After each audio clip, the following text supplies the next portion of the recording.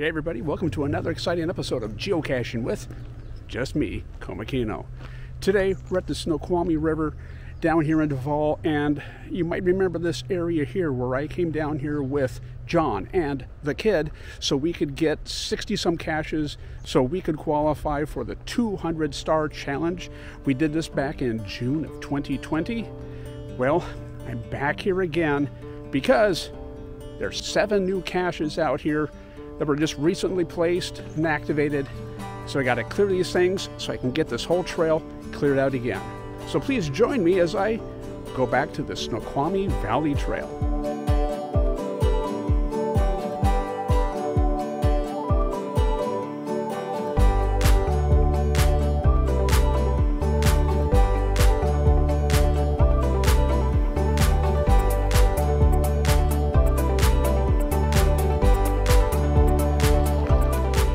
And today is July 27th. It's supposed to get to like 90 some degrees out today.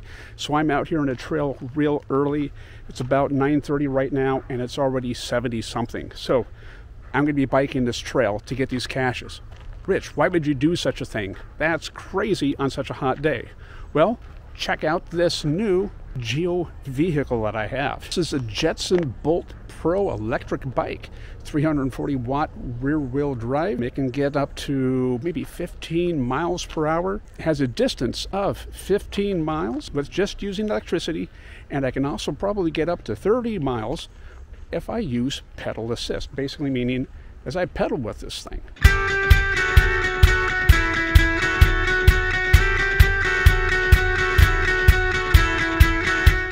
Okay, that's enough yapping. Let's get the caching. First cache is right over here.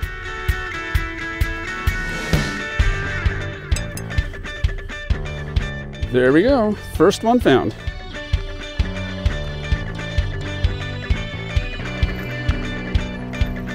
And here we go.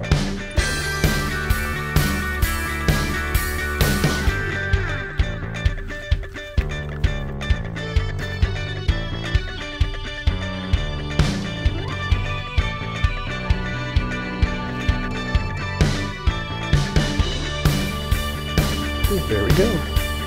Number 2. Doing pretty good so far. Got the second cache. This one is kind of a little tricky because the way it was hooked up there, I was unscrewing it and I dropped the cap down there in that big pile of death. And yes, being a responsible cacher I am, or try to be, I had to go digging around down there in blackberries while I'm wearing shorts. To get that cap.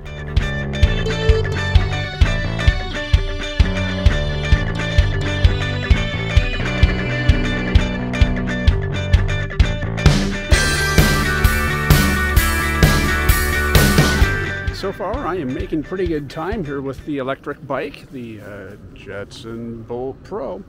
We're at the location here for the 3rd cache. Now there's 2 more down the trail which are pretty close, which I can hit, but they're pretty good distance down. Then there is a 6th one that I could bike down to and get, but I'm thinking what I'll do is after I get the 5th one, go back, get the car, drive down to a location along the road down here.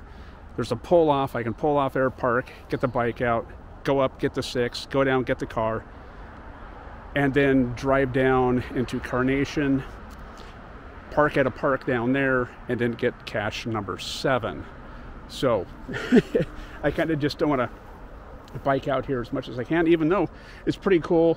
A lot of shade out here, so I'm not like in direct sun, and it's still pretty cool. It's not hot, but anyway, enough yapping. Let's get cache number 3. Oh, blackberries, why? Okay, oh, there they go, there we go. Oh, thank goodness. It's right here. Ow! I still got poked. There we go. Now it's under 2¼ miles down to like the last 2 here. Down to caches 4 and 5 that I need to get. So this is going to be kind of fun. 2¼ miles to go. Here we go.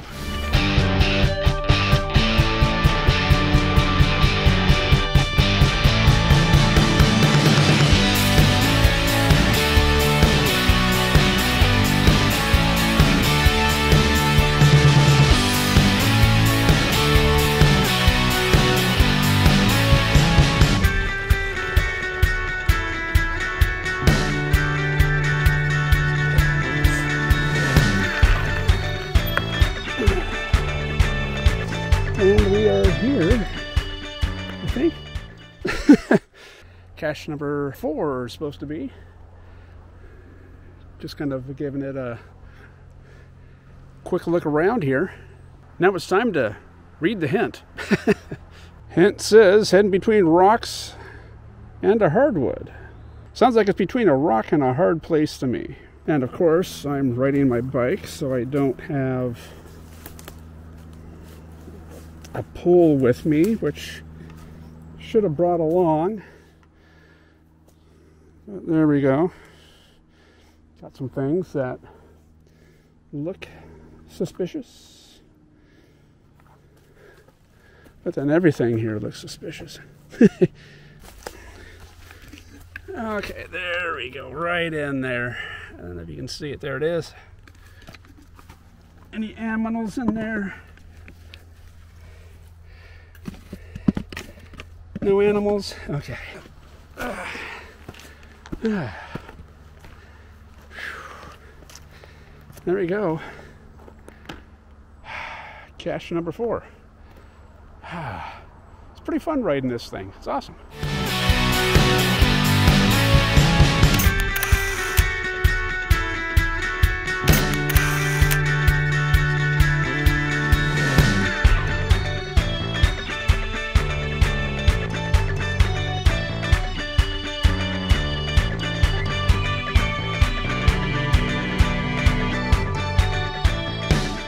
Okay, I've been at this now for a little bit over an hour now, and we've been on the trail here for maybe, I'd say maybe 4 to 4.5 miles, because I checked the distance from here to where I started off and it's saying 3.8, but I know there's like a big bend in the trail as opposed to the straight line. So I would say about 4.5 miles, about an hour-ish plus, and I'm at the 5th cache location right here, and I'm making pretty good time with this electric bike and everything here, and also because, you know, I'm not stopping to get every cache down the road because of you know, already cleared it out. And here we go, cache number 5. So, I am thinking, because I'm making such good time and it's not overly hot at the moment, I think I'm going to go ahead, bike down to cache location number 6. I'll get the distance here in a minute, but I'll go down, hit that, and then go screaming all the way back up to the car. Then go down to Carnation, park there, and get that one cache that was activated late 2020. It was placed in April 2020, but because of COVID and all the paranoia and everything that was going on, they didn't activate it until like way later in the year. So this April 2020 cache just blink popped up late 2020. So definitely want to get that one, and then that should be the last cache here on the Snoqualmie Valley Trail. Funny thing about these new caches that were placed out here on the trail, they look like big pieces of like bear feces. Look, it's like it's got like hair in it. It's got this weird chunky stuff on it there. You know, it's great camo, because this is stuff that some muggle will look at and be like, I ain't touching that. But a geocache will think, I wonder if I can log that log. It's 80 degrees, so yeah, getting warm. Let's go.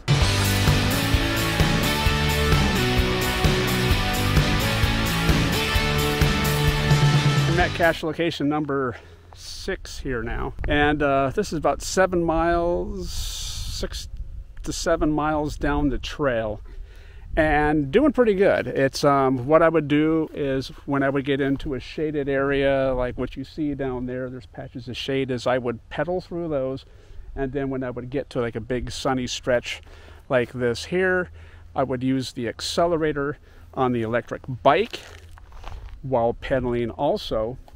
And I've been doing pretty good with it here. I've only gone down 1 bar on the 4-bar electric power reader on the bike. I'm pretty pleased with it, that using the pedal assist and the accelerator, you can get quite the distance on that thing there. So Can't wait to now just drive on back up to the car and get to it, and then drive down to the park and then get cache number 7. So it's starting to get warmer here now. I want to get this last cache, get out of here. Cache number 6 was found at this cool looking old utility pole. So great that it is using this historical marker or monument here as a cache location. Now it's 11 o'clock here, 11:06, so it's been about an hour 40 minutes or so of riding. Now hop on the bike, get back to the car.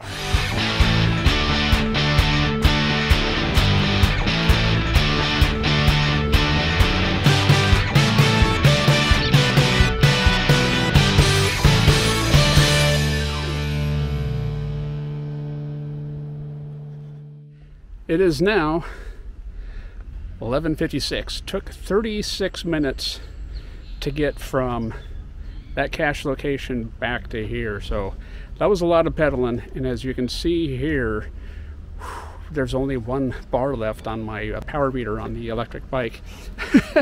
It panicked me because I thought, wow, it only took like 1 to get down there, and then 2 on the way back. I was pedaling pretty hard on the way back, trying not to use the throttle on the electric bike there, just so I could make sure I had enough power to get back. Not bad, I guess. So I'll check on the distance from here to there and back and report that here down below. Okay, so it's about 6.8 miles from where I started here at the Duval Police Station to go down to that furthest cache, cache number 6. And then, of course, 6.8 to come back. So we're looking at almost 14-ish miles from all of that there, which would explain why I have the one power light left on there, because it has a 15-mile range. I thought with all that pedaling I was doing that would help extend that out. So not quite sure how what I was doing wrong, if I was doing something wrong, or if that's the way it is, but I'm thinking that the electric bike is pretty cool. It was really helpful on this here. Did it pretty quick, like 2.5 hours or so to get those 6. Not bad, I guess. It's just I was expecting maybe a little more distance out of it there, but oh well. I got everything all loaded up. Now we're going to head down to Carnation, park there, maybe eat something, then get cache number 7. Now here I am back again to get the cache that was placed in April 2020 during the COVID outbreak, and then it just sat there for a few months until they finally activated it after things calmed down. Anyway, enough rambling, let's get that cache.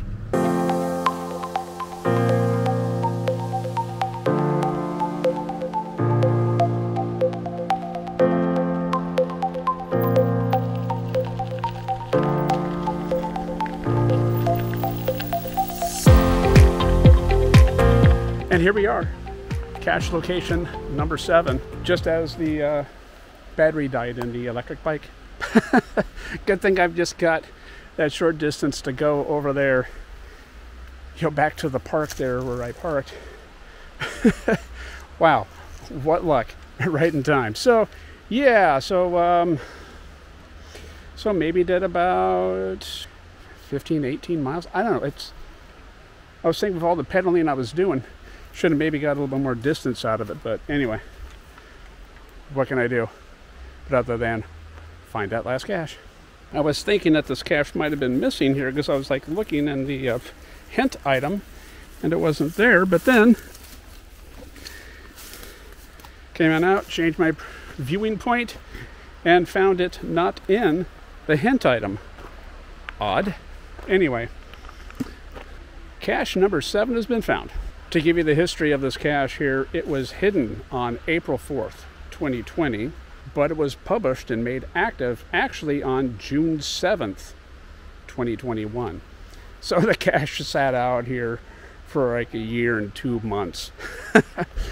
But thank you though for finally activating the cache and giving us something to find. Yeah, this cache here is pretty cool because it has a whole ton of Pokemon cards in here. Man, I wish the kid was here to see this because she still likes to collect these things. She doesn't play the game, but she likes to collect the cards there. It's kind of funny. But anyway, if you need a stockpile of Pokemon cards, come out and find this cache. And this logbook was just recently replaced too. Check it out. So, first to sign, brand new logbook. Thank you, cachers, for maintaining your caches. Thanks for joining me as I went out to the Snoqualmie Valley Trail and find these 7 new caches that popped up since we were here last in 2020. It's always good to clear out a power trail yet again. Thanks for joining, and hey, who knows where I'll be caching next. Until then, cache on.